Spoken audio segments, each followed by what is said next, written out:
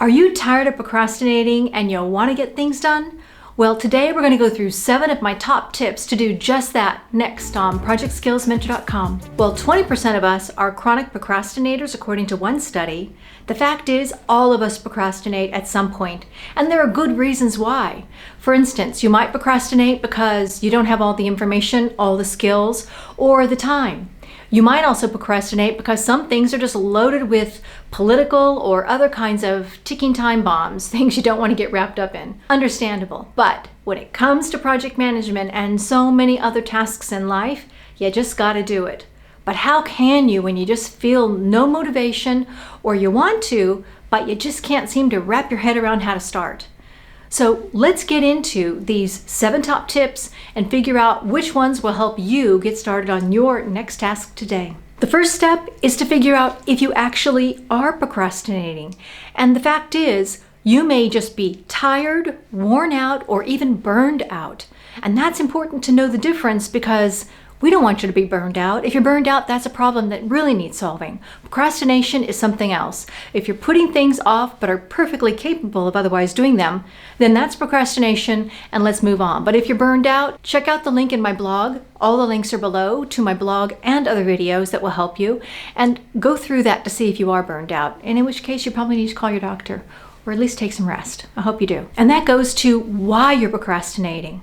And let's face it, there are lots of reasons. I pointed them out earlier. So figuring out what's holding you back and trying to mitigate that, or just ignore it in some cases, could be of help. Also, changing your mindset. Most of the time, the biggest block is between our ears. So if you need to change your mindset, if you think that would help, here's a video on changing your mindset successfully that I hope will help you. Tip number 3, take back your energy and your focus.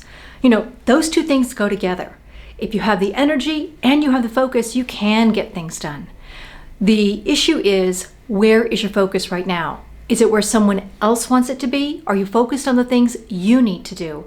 Are there a lot of distractions happening around you? If that's the case, you need to get clear about your goals, clear about the tasks related to those goals, and focus on them. So there's a couple of ways to do this. You can use your phone's reminders, your calendar on your phone, make a to-do list, or make a Kanban board. I'll talk about that in a minute. The other option is just get clear about your goals. What do you need to do for your job to be successful, for your life to be successful? And if you're wondering about how to set goals or a process to use, see this link for the video, and below I'll put the blog as well, so you can download my process for how to set goals and how to keep track of them. Now, the next tip is about managing your time and your tasks.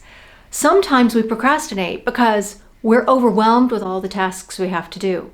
So the simplest thing is to prioritize them. Now, we should have done some of that in our goal setting process, but now we need to get to doing those tasks. There's a couple of ways we can make things easier on ourselves, and I'll take you through a few of them. One is the 2-minute rule. Famously, if you can do anything in 2 minutes, do it right away. That saves you the time from having to put it on the to-do list, get back to it, remind yourself of all the details, do it, and then check it off your to-do list. If you can do it in 2 minutes, do it. So after every meeting, after every major break in my work, I make sure all of my to-dos are done, and then I move on, at least the easy ones. And then I also table those things that need to be given more time. The next is the 5-minute rule, which is a little different. The idea is you have a big task and it's overwhelming you. So what you can do is set a timer on your phone for 5 minutes and get stuck in. You don't have to think about getting to the end. You just have to think about doing 5 minutes worth of that task, whether it's organizing it or actually completing some of the work. Once you're done with that 5 minutes, you can make a decision. Is it enough that you are good for now and you'll come back to it later? Or do you want to go on and continue? Sometimes that little 5 minutes in gives you the boost to keep going. Now, it's often best to do these 5-minute tasks when you have a block of time in your calendar, so that if you decide to keep going, you don't have to run off to a meeting or something, that you can keep going. So keep that in mind. The next thing is bite-sized tasks. Break it down. The first thing you can do is parse out the work. Figure out how many little pieces you can make out of a big task. Figuring that out means that you can put those bite-sized tasks on your to-do list instead of that one giant overwhelming task. And making it bite-sized makes it so much easier to find the time and the energy to focus on it. So many of us are perfectionists. We need to know when good enough is good enough. How do we do that? First, when you're starting a task, imagine or write down what success looks like. Know when you're done. And if you're an iterative person like me, give yourself a time box on how many iterations you're going to allow. Now, you want to have quality work, but you also need to balance that against time and scope, time management. If you have a problem with managing your time, then you're going to struggle with managing tasks as well. So I suggest this video, which wraps the whole idea up about how to manage your time. The next tip is have fun getting organized. You know, if your space is organized, you'll be more ready to work. And think about what organized looks like for you so that you can make sure your space every morning or the evening before you're done for the day is set for work. That you've got your action list, you've got your Kanban board, whatever you need is there. Another tip is create that Kanban board. And here I've got an example of what a Kanban board is. You can actually use Post-it notes and paper. It's a super simple process, and it can help you build this habit of keeping an eye on your tasks through the day, so you don't wonder, where did the time go and how did I not get anything done? All of this can help make your space more pleasing and your brain more focused on your tasks and less focused on the distractions. So out with distractions, in with productivity tools that help you get focused every morning. Another tip I find super helpful is to match your calendar or your plans with your energy. So you don't always have control of your calendar. I get that. I don't always either. But one thing is for sure, I can plan some of the most key things I need to do. So you need to know, when do you have the highest amount of energy and focus? Is that your main thinking time?